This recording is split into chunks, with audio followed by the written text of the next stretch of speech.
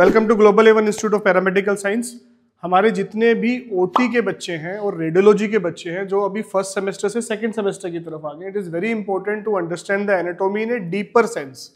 कि स्टार्टिंग के अंदर हम एनाटॉमी में सिर्फ बताते हैं, फॉर एग्जांपल स्केलेटल सिस्टम की अगर हम बात करते हैं तो स्केलेटल सिस्टम में बताते हैं कि किस तरीके से डिफरेंट बोन्स है, किस तरीके से हमारा एक्सियल स्केलेटन है, हमारा एपेंडिकुलर स्केलेटन है, किस तरीके से हमारे अपर लिम्स हैं, लोअर लिम्स हैं, उसके अंदर कौन कौन सी बोन्स हैं।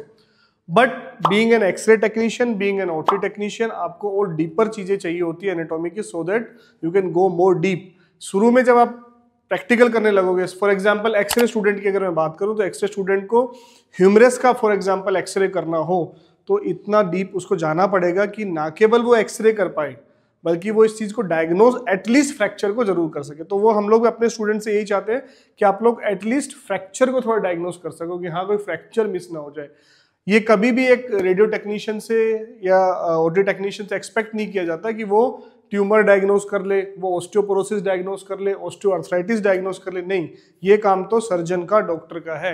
लेकिन एटलीस्ट एक इस लेवल पे स्टूडेंट को आना चाहिए कि वो ट्रॉमा जरूर डायग्नोज कर सके, हाँ यहाँ पे फ्रैक्चर है, क्योंकि अगर एक फ्रैक्चर मिस होता है तो प्रॉब्लम होती है। दूसरा, बहुत बार अगर आप पेरिफेरी में काम कर रहे हो, आपने रेडियोलॉजी किया, उसके बाद पेरिफेरी में काम करने चले गए और आपने अपना सेटअप भी लगा रखा है, या पेरिफेरी में आप इवनिंग के अंदर काम कर रहे हो, दिन में डॉक्टर है, शाम में डॉक्टर नहीं है, तो कई बार पेशेंट भी आपसे पूछेगा कि इसमें फ्रैक्चर है क्या, चोट लग गई क्या।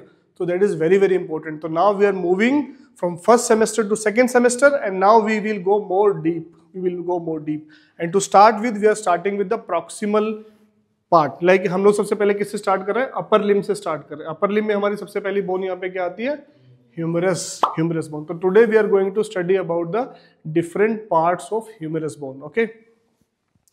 So this is the humerus bone. अब ये हम anatomical skeleton देख रहे हैं, ठीक है। और थोड़ा नजदीक आ जाओ। So as we know, किसी भी बोन का क्या क्या पार्ट होता है, नॉर्मल पार्ट क्या क्या होता है, हेड नहीं, नॉर्मल पार्ट क्या होता है, epiphysis, metaphysis and diaphysis. Very good. So normal bone का हमारे पास एपिफाइसिस, मेटाफाइसिस एंड डायाफाइसिस होता है। सिमिलरली फिर नीचे से diaphysis, metaphysis and epiphysis. Epiphysis इस किसी अगर लॉन्ग बोन की बात करें, हमारी बॉडी में लॉन्ग बोन कौन कौन सी होती है, ह्यूमरस बोन है, रेडियस है, अल्ना है, फीमर है, टीबिया है, फिबुला है, these are the long bones. तो लॉन्ग बोन्स की जब हम बात करते हैं तो उसके अंदर हमारे पास क्या होता है, प्रॉक्सिमल एंड है, उसका लोअर एंड है, प्रॉक्सिमल एंड, डिस्टल एंड, और अपर एंड, लोअर एंड। क्लियर है। अब जब हम बात करते हैं तो बेसिकली हमें तीन स्ट्रक्चर समझने हैं। One is called epiphysis, another is called metaphysis, और लास्ट इज कॉल्ड डायाफाइसिस, जिसको हम शाफ्ट भी कहते हैं। जब हम उल्टा स्टार्ट करेंगे नीचे से तो ये सेम चीज, this is epiphysis, metaphysis and diaphysis. तो diaphysis is the bigger part, जो शाफ्ट हमारी है वो है। Now you can see here, this is your epiphysis, this is your metaphysis, this is your diaphysis. इसको हम शाफ्ट भी कहते हैं। ओके, बॉडी और shaft of a bone. Similarly जब आप लोअर एंड पे आते हो तो उल्टा स्टार्ट हो जाता है, एपिफाइसिस, मेटाफाइसिस एंड डायाफाइसिस। तो what is metaphysis? Metaphysis is the junction between the epiphysis and diaphysis. Epiphysis और डायाफाइसिस का जोड़ है भाई, ये एपिफाइसिस, ये डायाफाइसिस, बीच में मेटाफाइसिस, तो it is a junction. Metaphysis is the junction, इसलिए ये बहुत सॉफ्ट होता है, इसलिए मैक्सिमम फ्रैक्चर्स भी यहाँ पे होते हैं। जबकि आपका प्रॉक्सिमल एंड और आपका distal end is part of joint, वो ज्वाइंट के हिस्से बन जाते हैं। ऊपर में shoulder joint for example for humerus bone, और नीचे के अंदर हमारा कौन सा ज्वाइंट बन गया है, एल्बो ज्वाइंट बन गया। तो नाउ वी विल अंडरस्टैंड कि different parts of a bone. ये तो हमने सिंपल समझा कि एक एपिफाइसिस है, मेटाफाइसिस है, डायाफाइसिस।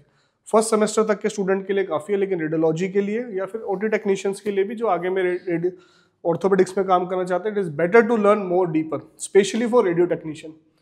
सो अब हम बात करेंगे कि हमारी बोन्स के पार्ट कौन कौन से होते हैं। Coming to humerus bone, first bone हम कौन सी डिस्कस कर रहे हैं, ह्यूमरस बोन। ओके, ह्यूमरस और फीमर ऑलमोस्ट एक जैसी चलती है।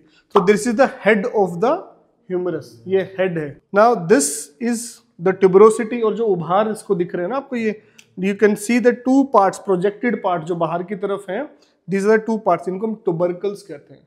ओके, बोन पे कोई भी स्मूथ चीज से बाहर निकल के कोई चीज आती है, उसको ट्यूबरकल्स या प्रोसेसेस कहा जाता है एनाटॉमी के अंदर। सो ये एक प्रोसेस और एक ये प्रोसेस। नॉर्मल तो ये स्मूथ बोन है। Now this is the smooth part. Okay, so this is head of the humerus. ये जो बीच में आप देख रहे हो ग्रूव जो बना हुआ, ग्रूव मतलब होता है गड्ढा जो बना हुआ है, दिस इज द नेक, वो नेक होती है। अब ये दो पार्ट जो ट्यूबरकल्स हैं हमारे पास, that is this and this, तो इनको कहते हैं ग्रेटर ट्यूबरोसिटी, क्योंकि ये बड़ी ट्यूबरोसिटी है ट्यूबरकल, ये इसका opposite lesser tuberosity, very simple. तो ग्रेटर यानी कि उसका साइज बड़ा है तो ग्रेटर ट्यूबरोसिटी, दूसरा जो अंदर की तरफ है जो आपको यहाँ पे दिखाई नहीं दे रहा, दिस इज लेसर ट्यूबरोसिटी, वो से छोटी है। Okay, so there is a head of the humerus, there is neck of the humerus, हालांकि उन्होंने लिखा एनाटॉमिकल नेक, पर आपको एनाटॉमिकल या surgical neck, there is two types of neck, humerus की दो नेक होती है, एनाटॉमिकल एंड सर्जिकल, पर हमें उतना डिटेल में नहीं जाना, that is for orthopaedic surgeons की एनाटॉमिकल नेक है, सर्जिकल नेक है। आपको ये समझना है, एक हेड है, सर है तो हमारी गर्दन है, तो head and neck, these are the two prominence tubercles, greater tuberosity and lesser tuberosity. तो हमें रटने की बात नहीं है, कोई भी चीज बाहर निकल के हड्डी से बाहर है तो उसको ट्यूबरकल कहते हैं, प्रोसेस कहते हैं। उसी तरीके जब आप नीचे फीमर में जाओगे तो वहां पे ग्रेटर ट्रोकेंटर, लेसर ट्रोकेंटर, तो वो ट्यूबरोसिटी को वहां पे ये कहते हैं। Clear? Now this is the shaft, ये शाफ्ट हो गई, और नीचे जो लोअर एंड होता है ह्यूमरस का, when you come to the lower end, आप देख सकते हो कैसे ये फ्लैट होता चला गया। ये जो पार्ट होता है, एक चीज बाहर की तरफ निकली and you can feel in your elbow also, आप अपनी एल्बो में फील करोगे अंदर की तरफ, देखो एक वो है प्रोमिनेंट सी पार्ट, दिस इज अंदर की तरफ है, तो क्या बोलेंगे, मीडियल एपिकोंडाइल, एपिकोंडाइल, तो मीडियल एपिकोंडाइल, तो इसका अपोजिट क्या होगा, लेटरल एपिकोंडाइल। सो एंड में जो पार्ट्स आ रहे हैं, दीज पार्ट्स, ओके, क्लियर है, ये चीज नहीं, दीज पार्ट्स, ये जो उभार आ रहे हैं पूरे, सो this is the medial epicondyle and ये लेटरल एपिकोंडाइल। मीडियल एपिकोंडाइल लंबा होता है, डाउन जाता है, इसलिए आपको फील हो रहा है। लेटरल एपिकोंडाइल स्ट्रेट होता है, you can feel here, this is the lateral epicondyle. Clear? So head, neck, greater tuberosity यानी कि greater tubercle, lesser tuberosity, lesser tubercle, shaft, and there is the lateral epicondyle and this is the medial epicondyle, this part is the medial epicondyle। अब ये देखो इसके सामने में क्या है, now what are these parts, this, तो ये दो चीजें होती हैं, क्या क्या उन्होंने क्या, capitulum and another is trochlea, capitulum and the trochlea. तो ये जो प्रोमिनेंट पार्ट है ये ह्यूमरस से आगे की तरफ जा रहा है। अब देखोगे if the plane of humerus is this, तो आगे की तरफ हड्डी बन जाती है, और बहुत कॉमनली ये मिस हो जाती है, बहुत बार तो सर्जन से भी मिस होती है, ठीक है ना। सो this is the capitulum and this is the trochlea. तो अब जब ये देखिए यहाँ पे क्या है, हेड ऑफ द ह्यूमरस के साथ, सो यहाँ पे क्या क्या पार्ट होगा, see this is the capitulum and this is the trochlea. क्यों ऐसा बनाया गया? अगर आप ध्यान से नीचे इसके रेडियस के हेड को देखते हो तो कैसा है, अंदर में कनकेव गड्ढा है। सो जो आपका ज्वाइंट होता है ऐसे स्मूथली है तो फिक्स हो रहा है, इसके साथ ऐसे मूव करता है पूरा का पूरा। ओके, तो इस तरीके से बनाया गया है कि जब आपकी एल्बो की मूवमेंट होगी तो इसके साथ मूव हो, ठीक है। सो रेडियो कैपिटुलर ज्वाइंट, क्या बोलते हैं, रेडियस और कैपिचुलम, तो ज्वाइंट का नाम क्या हो गया, रेडियो कैपिटुलर ज्वाइंट। आप जो एल्बो ज्वाइंट की बात करते हैं उसके अंदर तीन पार्ट हो गए, तो रेडियो कैपिचुलम, ठीक है। दिस इज योर अल्ना, तो ये क्या है, ट्रोक्लिया, तो अंदर आगे की तरफ जो प्रोमिनेंसेस आते हैं this is trochlea. Okay, and these all are fossa, जो किसी भी हड्डी के अंदर गड्ढे दिखाई देते हैं उनको हम फोसा कहते हैं।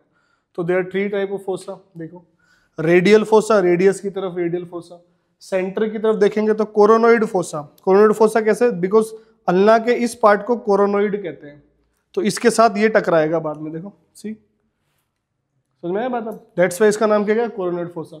और पीछे की तरफ अपनी हड्डी को ऐसा करके देखो, यहाँ पे एल्बो के पीछे, दिस इज ओलिक्रोनोन।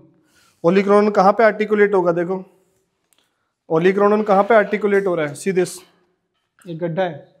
सो ऐसे जाएगी ना ज्वाइंट, अगर मान लो ये बनाया नहीं होता तो आपको एल्बो वही नहीं कर पाते, हिट हो जाती, ब्लॉक हो जाती। दिस इज कॉल्ड ओलिक्रोनोन फोसा, तो गड्ढा जो है दैट इज कॉल्ड फोसा। तो सिंपल समझना, फोसा है, ट्यूबरकल है, क्या है, जहाँ गड्ढा मिलता है उसको फोसा कह देते हैं। रेडियल की तरफ तो रेडियल फोसा, कोरोनोइड से जो अटैच करेगा तो कोरोनोइड फोसा, ओलिक्रोनोन से अटैच करेगा तो ओलिक्रोनोन फोसा। क्लियर है, so simple. So anatomy is basically about the words and you need to understand the words. अगर आपको वर्ड्स समझ में आ जाएगा तो पूरी एनाटॉमी बहुत ही इजी हो जाती है। This is in short about anatomy of humerus. क्यों इंपॉर्टेंट है, बिकॉज अब मान लो फॉर एग्जाम्पल, अभी तो एक बार फिर again we will summarise. So head of the humerus, neck of the humerus, there is greater tuberosity, lesser tuberosity, shaft of the humerus, then there is lateral epicondyle, medial epicondyle, this is capitulum and here it is trochlea, these are the fossa, दो आगे एक पीछे की तरफ है, ये back से देख रहे हैं। ओके देखो क्लियर है, ये ग्रूव वगैरह आपको नहीं समझना है। तो this is the important picture which you need to understand. Now why it is important. अब मान लीजिए फ्रैक्चर आ गया, और अगर यहां फ्रैक्चर हो गया तो क्या बोलोगे, fracture shaft of humerus. Fracture shaft of humerus, shaft का है ना, ऊपर की तरफ हो गया तो क्या बोलोगे, फ्रैक्चर प्रॉक्सिमल ह्यूमरस, सिंपल बोलने में। नीचे की तरफ हो गया, शाफ्ट से नीचे यहां कहीं पे हो गया तो नीचे को क्या बोलते हैं, distal, simple. Fracture distal humerus, तो आप इतना भी बता देते हो कि टेक्नीशियन के लिए it is more than sufficient कि सर प्रॉक्सिमल ह्यूमरस का फ्रैक्चर हो गया, सर मिड शाफ्ट का फ्रैक्चर हो गया, सर डिस्टल ह्यूमरस का फ्रैक्चर। एक आपने बोला कि सर फ्रैक्चर है दिख रहा है, एक आपने डॉक्टर को बताया कि सर पेशेंट आया था, जो आपका पेशेंट आया उसको प्रॉक्सिमल ह्यूमरस फ्रैक्चर है, so it's make a lot of difference, then the doctor will also understand कि इनको आता है प्रॉक्सिमल ह्यूमरस फ्रैक्चर। डॉक्टर ये नहीं कहेगा कि सर्जिकल नेक का फ्रैक्चर है क्या है, बट वेरी इंपॉर्टेंट, ये ट्यूबरोसिटी इसका ही बहुत कॉमनली फ्रैक्चर होता है, तो यू शुड नो कि सर ग्रेटर ट्यूबरोसिटी फ्रैक्चर हो गई। ओके ये बिल्कुल अलग दिखेगी आपको। So head of the humerus, और जो डीपर में जाएंगे तो बता सकते हैं कि हेड ऑफ द ह्यूमरस का फ्रैक्चर हो गया सर, या फिर ये टूट गया तो क्या बोलेंगे, ग्रेटर ट्यूबरोसिटी का फ्रैक्चर है। यहाँ पे कहीं पे ब्रेक हो गया तो प्रॉक्सिमल ह्यूमरस फ्रैक्चर है, यहाँ पे कहीं पे ब्रेक आ रहा है इसने शाफ्ट में तो शाफ्ट का फ्रैक्चर है, शाफ्ट में मेटाफाइसिस के नीचे आ रहा है डिस्टल ह्यूमरस फ्रैक्चर है। कई बार ये अगर मिडिल कोंडाइल टूट गया तो मिडिल कोंडाइल का फ्रैक्चर, लेटरल कोंडाइल टूट गया तो लेटरल कोंडाइल का फ्रैक्चर, कैपिचुलम फ्रैक्चर, और हमारे पास दूसरा trochlea fracture. These are the various fractures which we need to understand. CT scan जब हम करेंगे तो these anatomies are very very important when you want to understand CT scan and MRI. MRI में चलो फिर भी बोन्स का इतना सिग्निफिकेंस नहीं होता, लेकिन जब सीटी स्कैन पे आप जाओगे तो आपको पूरा का पूरा कट सेक्शंस होते हैं, उन कट सेक्शन को समझना पड़ेगा। हाँ हेड ऐसा है तो हमें हेड कट हो गया तो ऐसा दिख रहा होगा, this is the head, this is the joint. Okay, this is the very very important thing in short about gross anatomy of humerus. Thank you.